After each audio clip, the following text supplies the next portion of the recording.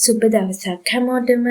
ඔන්න මං අද ගෙනාවා මේ පාර 2026 A-level විභාගයට මුහුණ දුන්නු නංගිලා මල්ලිලාට ගොඩාක් වටින වීඩියෝ එකක්.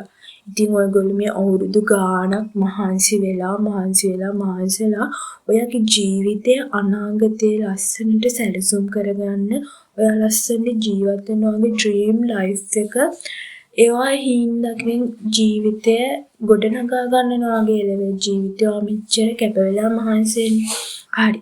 දැන් ඔයාට A level ඉවර වෙලා දැන් මේ පොඩ්ඩක් නිදහසේ ඉන්න කාලේනේ.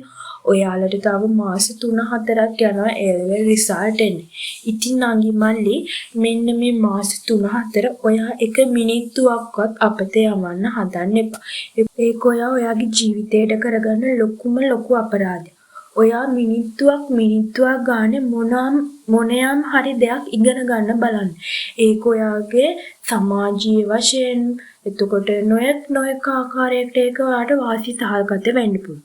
හරි. දැන් අපි බලමු ඔයා දැන් A levels කරලා ඔයා විශ්වවිද්‍යාල අධ්‍යාපනයකට ප්‍රවේශ වෙන්න බලාපොරොත්තු වෙනවා. නැත්නම් මොකක් හරි කෝස් එකක්, මොකක් හරි ඩිප්ලෝමා එකක්, එහෙම නැත්නම් පිට රටකට යන්න මොනෑම හරි දෙයකින් ඔයා ඉස්සරහට යන්න හිතාගෙන ඉන්නවනේ. එහිදී ඔයාලට පළවෙනිම දේ තමයි නංගි මල්ලි ඔයාලගේ ඉංග්‍රීසි දැනුම හදාගන්න ඕන. ඉංග්‍රීසි දැනුම තමයි පළවෙනිම කාරණා. යුනිවර්සිටි එකට ගියත් ඔයාට ලෙක්චර්ස් තියෙන ඉංග්‍රීසි වලින්. ඔයාට යාළුවෙක් ගණිතය කරන්න වෙන ඉංග්‍රීසි වලින්. එතකොට හැම දෙයක්ම ඉංග්‍රීසි. ඒ හින්දා ඔයා ෆස්ට්ම ඉංග්‍රීසි හදාගන්න. ඔයාට ඉංග්‍රීසි හදාගන්න නම් ඔයාට ඉංග්‍රීසි කෝස් එකක් කරන්න පුළුවන්. නැත්නම් ඔය YouTube එකේ මොනවා හරි තියෙනවා වීඩියෝ ඒවට අහුම්කම් දෙන්න පුළුවන්. නැත්නම් ඉංග්‍රීසි පොත්පත් තියෙන, එතකොට ඉංග්‍රීසි ෆිල්ම් තියෙන, ඒ වගේ මොනවා හරි ඉංග්‍රීසි කොහොම හරි කළා වගේ ඉංග්‍රීසි දැනුම හදාගන්න.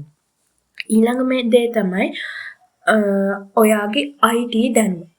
ඔයාගේ IT දැනුමත් ඉංග්‍රීසි වගේම ඩෙවලොප් කරගන්න. එතකොට විශ්වවිද්‍යාලයකට යනවා නම් ඔයාට ඒකෙදිත් ඔයාගේ IT දැනුම ඕනේ වෙනවා. අපි දැන් හිතමු A level fail වුණා කියලා. ඔයාට ආයෙ ෂයි එකක් කරන්න හිතෙන්නේ. ඔයා හිතාගෙන හිටියා A level පාස් වෙයි කියලා. හැබැයි ඔයා නොහිතපු ප්‍රතිඵලයක් ඔයාට ළඟ වුණා. හැබැයි නංගි මල්ලි කඩා වැටෙන්න එපා. ඔයා A level fail වුණත් ඔයාට රජයේ විශ්වවිද්‍යාලයකට ඇතුළත් වෙන්න ලංකාවේ පහසුකම් තියෙනවා. මම ඒ ගැන මේ වීඩියෝ එකේ අන්තිමේදී කතා කරනවා. ඒකින්ද වීඩියෝ එක ඉවර වෙනකම්ම රැඳී සිටින්න. හරි. අපි ඊළඟට බලමු දැන් ඔයාලා අවුරුදු ගාණක් අවුරුදු 13ක් ඉස්කෝලේ ගියා. එතකොට මේ අවුරුදු 13ම අම්මයි තාත්තයි දුක් මහන්සියලා ඔයාට වියදම් කරන්නේ. ඔයාට දැන් මොනවා හරි පොඩි ඉන්කම් එකක් හදාගන්න ඕනේ. මේ රිසල්ට් එනකන් ඉන්න මාස 3-4 වෙන්න පුළුවන්. නැත්නම් තවත් ඉදිරියට ඔයාට ඒක කරගෙන යන්න පුළුවන්. අපි බලමු ඒ මොනවද කියලා.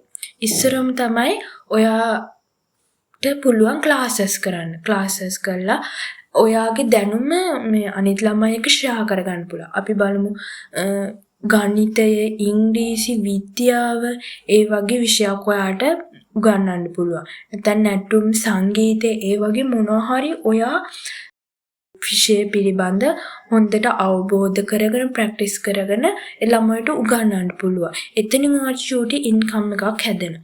ඒ වගේම තමයි මේ ලෝකේ යන්න ගොඩක් ඔන්ලයින් වල ඉන්නේ. එතකොට ඔයාලට YouTube channel එකක් කරන්න පුළුවන්. content creator කෙනෙක් විදිහට මේ වැඩකට යන්න පුළුවන්. TikTok වීඩියෝ කරන්න පුළුවන්. මාකටිං පැත්ත තියෙනවා. ඔය FB post හදන්න ඒවට සල්ලි වලට කරන්න පුළුවන්. එහෙම පැත්තක් ඔයා චුට්ටක් බලන්න. ඒකෙන් ඔයාට ලොකු ඉන්කම් එකක් හැදෙන්න පුළුවන්. ඒ වගේම තමයි CV හදන්න පුළුවන්. CV ඔයා චුට්ටක් Google එකේ search කරලා බලන්න, YouTube එකේ search කරන්න CV හදන්න පුළුවන්. CV හදන්න ඉගෙනගෙන ඔයාට වෙන කට්ටියට CV හදලා දීලා ඔයාට හොඳ ඉන්කම් එකක් ලබා ගන්න පුළුවන්.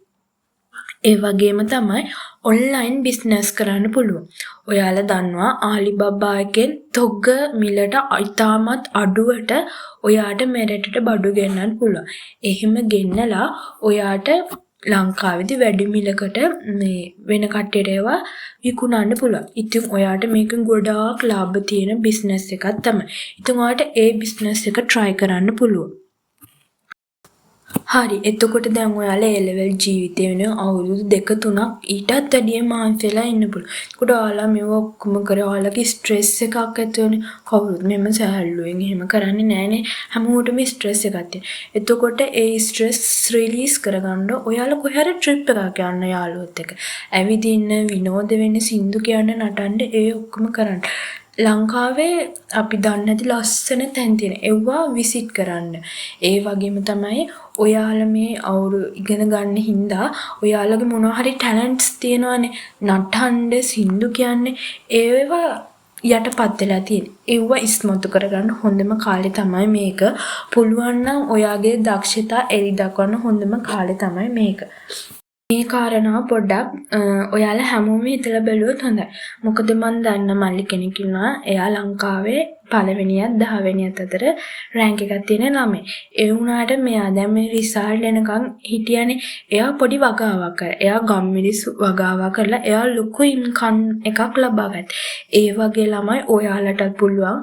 ඔයාලා කැමති මොකක් හරි එළවලුවක් පළතුරක් මොනවාම හරි දෙයක් මල් පැල හරි කමන්නේ වගාවක් දාලා ඔයාලකින් චූටි ඉන්කම් එකක් ලබා ගන්න. එතකොට ඔයාලට දැනෙන සතුට කියලා නිම කරන්න බෑ. හොඳද? එතකොට නම් ඉමානේ දැන් ඔයාට කැම්පස් සිලෙක්ට් වෙන්නත් පුළුවන් නැති වෙන්නත් පුළුවන්. ඒ දෙගොල්ලන්ටම පොදු දෙයක් තමයි මේ මං කියන්න යන්නේ.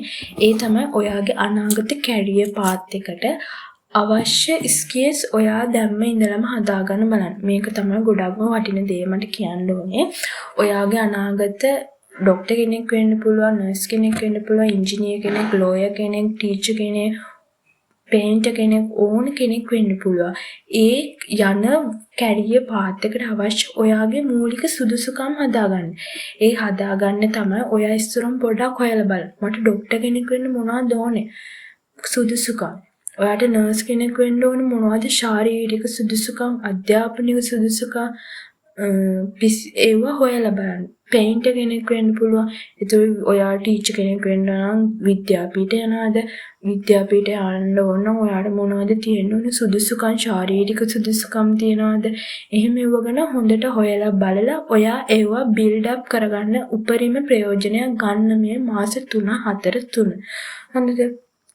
ඒ වගේම මම අර අන්තිමටම කියනවා කියවනේ ඒ තමයි A level දැන් ඔයා හිතාගෙන හිටියා මට මෙහෙම රිසල්ට් එකක් එයි කියලා. හැබැයි ඔයාට ඒක එන්න බැරි වෙන්න පුළුවන්. ඔයා විභාගේ ෆේල් වෙන්න පුළුවන්. ඒ ෆේල් වෙච්ච කට්ටියට රාජ්‍ය විශ්වවිද්‍යාලයකින් උපාධියක් ගන්න අවස්ථාවක් තියෙනවා. ඒ තමයි ශ්‍රී ලංකා විවෘත විශ්වවිද්‍යාලය. ඔයා හිතපු නැති රිසල්ට් එකක් ඔයාට ආව වෙන්න පුළුවන්. ඉසෙඩ්කෝ එක අඩු වෙන්න පුළුවන්. ඔයාට ඔයා හිතපු විශ්වවිද්‍යාලයට ඇතුළත් වෙන්න බැරි වෙන්න පුළුවන්. ඒ නිසා ඔයාට හොඳම විකල්පය තමයි ශ්‍රී ලංකා විවෘත විශ්වවිද්‍යාලය. ඔයාට ඉතින් මේ ශ්‍රී ලංකා විවෘත විශ්වවිද්‍යාලයේ සයිට් එකට ගිහිල්ලා ඔයාට කැමති කෝස් එකක් තෝරගෙන ඔයාට ඒ පිළිබඳ වැඩි විස්තර හොයාගන්න පුළුවන්. ඒ වගේම තමයි මම මේ වීඩියෝ එකේ එක ඒවා කියවනේ ඔයාට ඉංග්‍රීසි හදාගන්න IT බිස්නස් ඒ මොනවා හරි ගැන ඔයාට තවත් මොනවා හරි තොරතුරු ඒක ගැන වැඩිදුර තොරතුරු ඕන පහලින් කමෙන්ට් එකක් කරන්න. මම ඒක ගැන අනිවාර්යයෙන්ම වැඩිදුර විස්තර අරගෙන එනවා. එහෙනම් මම ගිහින් එන්නම්. channel එක subscribe කරන්නත් අමතක කරන්න එපා.